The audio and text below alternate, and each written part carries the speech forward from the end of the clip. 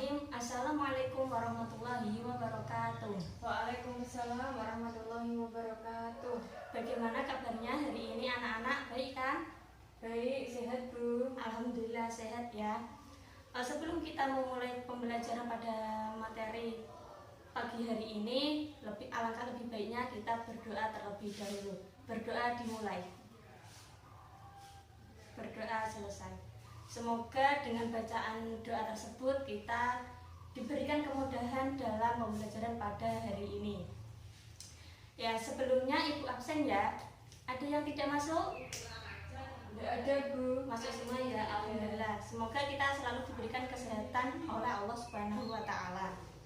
Sudah baca materi kali ini? Sudah Bu. Sudah. Jadi nanti Ibu pada pembelajaran pagi hari ini Ibu nanti akan menjelaskan tentang yang pertama, yaitu faktor kemajuan ilmu pengetahuan pada dinasti Abbasiyah. Selanjutnya ada bidang-bidang ilmu pengetahuan pada dinasti Abbasiyah, dan selanjutnya jika ada faktor kemajuan pasti adanya faktor kemunduran ilmu pengetahuan pada dinasti Abbasiyah. Nanti Ibu pada pembelajaran pagi hari ini Ibu akan memakai strategi reading aloud, yaitu siswa nanti Ibu tunjuk secara acak membaca dengan keras, lalu menyimpulkan dan juga bertanya. Sudah siap ya? Siap Bu. Ya, kita akan memasuki materi yang pertama. Ya, ini gambar apa ini? Ada yang tahu kota mana ini? Kota apa ayo? Tahu gak? Kota?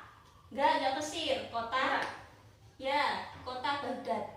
Kota Baghdad ini merupakan ibu kota dari negara Irak. Dahulu ini merupakan pusat pemerintahan dari dinasti Abbasiyah.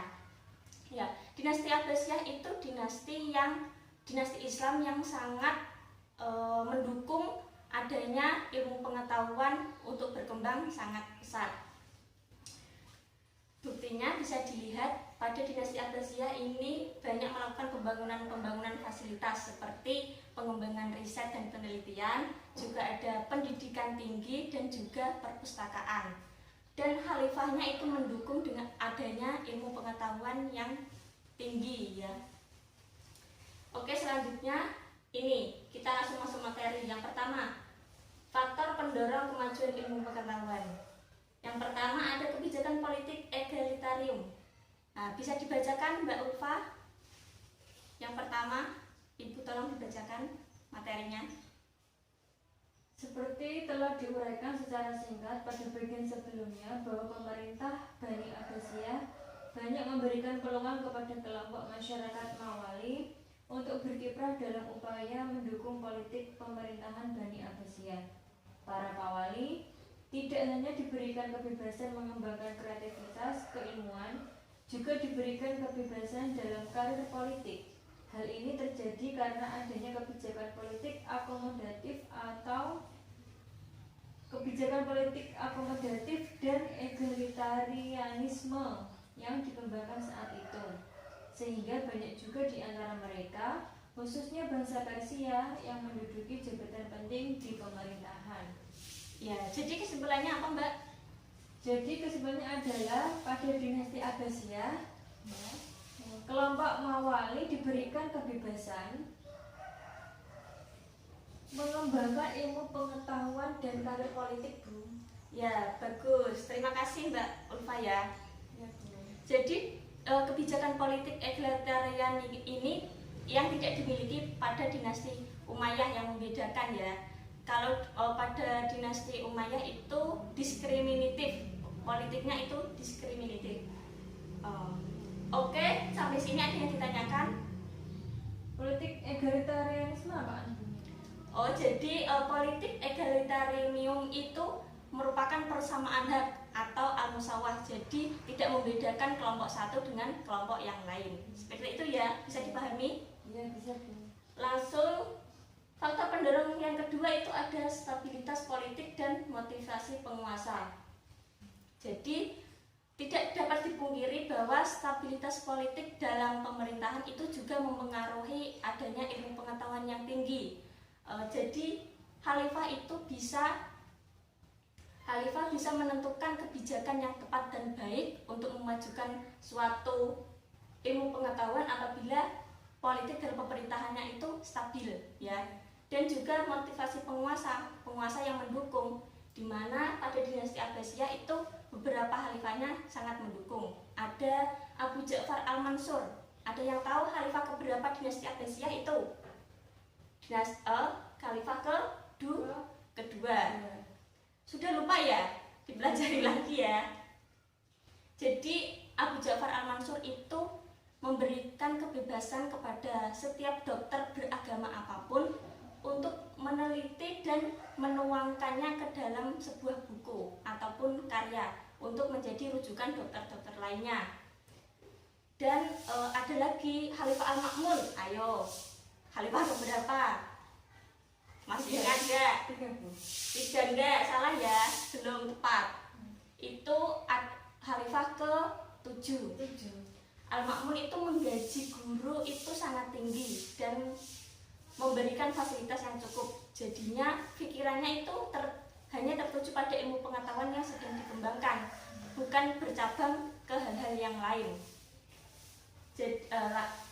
Lalu selanjutnya ada yang ketiga, ada pusat pemerintahan dan kultur yang meliputi.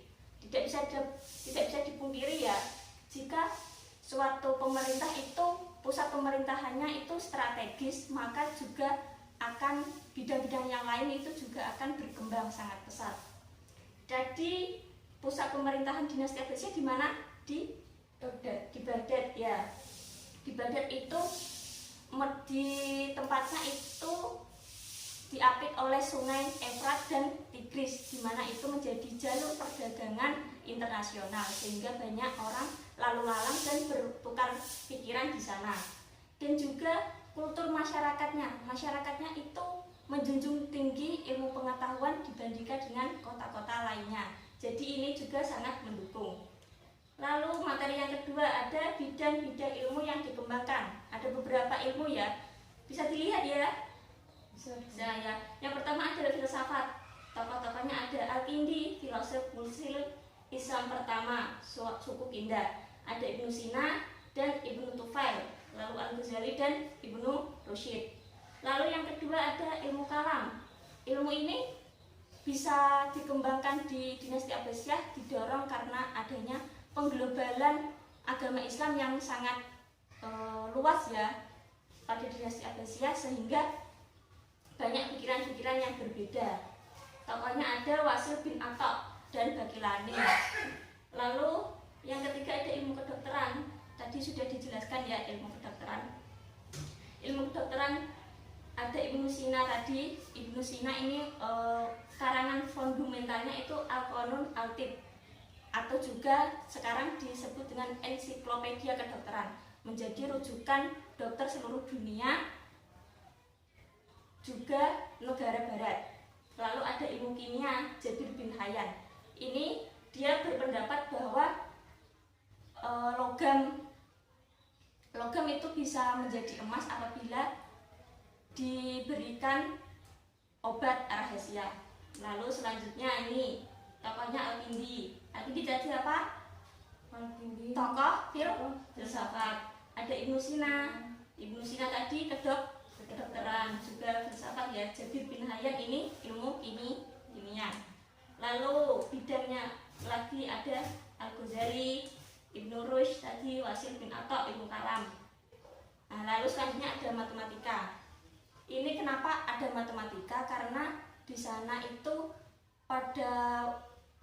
agar tepat dalam pembangunan dan mengurangi kekurangan-kekurangan pada pembangunan. Jadi dapat dihitung kesalahan-kesalahannya. Jadi ini tokohnya ada Muhammad bin Musa al-Khawarizmi. Dia ini penemu aljabar dan juga logaritma. Kalian di sekolah ada ilmu matematika kan? Ada ya. Log itu logaritma. Lalu ada sejarah. Sejarah ini tokohnya ada Muhammad bin Ishaq. Lalu ilmu bumi sekarang disebut apa? ilmu geografi. Ada Muhammad bin Musa al-Khwarizmi. Dia ini merupakan beliau tokoh yang menemukan peta dunia pertama. Ini disebut apa? Peta dunia pertama yaitu global. Ada ilmu astronomi, ilmu perbintangan Muhammad al-Fazali. Yang terakhir ini tokohnya ya, gambarnya ya. Al-Khwarizmi itu. Ya, Al-Khwarizmi. Penemu global, dia ini tokoh ilmu bumi dan juga matematika tadi ya. Lalu yang terakhir, faktor kemunduran ilmu pengetahuan. Nah, yang pertama ini ada aspek politik, militer dan stabilitas politik baik internal maupun eksternal. Jadi tidak bisa dipungkiri lagi, stabilitas politik tadi juga dapat memberikan kemajuan ilmu pengetahuan, juga menjadi pendorong kemunduran ilmu pengetahuan.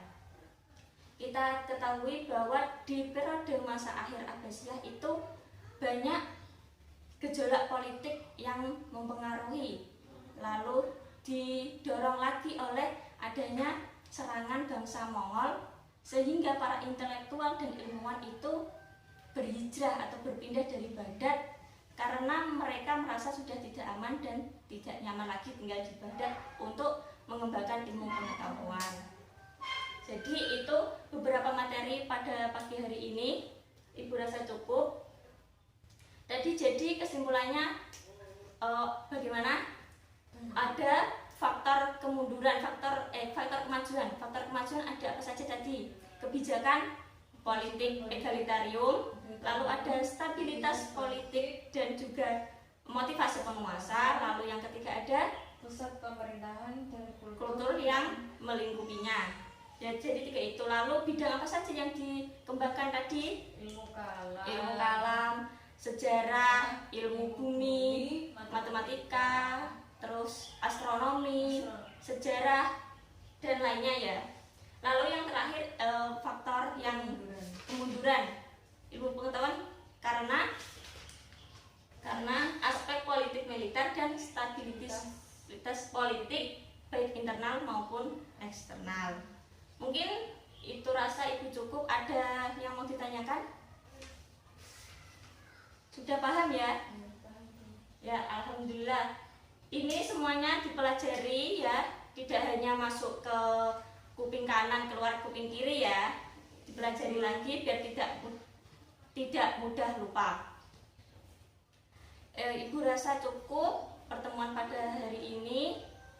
Apabila ada kesalahan Ibu minta maaf. Kita tutup dengan bacaan alhamdulillah. Alhamdulillahirabbil alamin. Wassalamualaikum warahmatullahi wabarakatuh. Waalaikumsalam warahmatullahi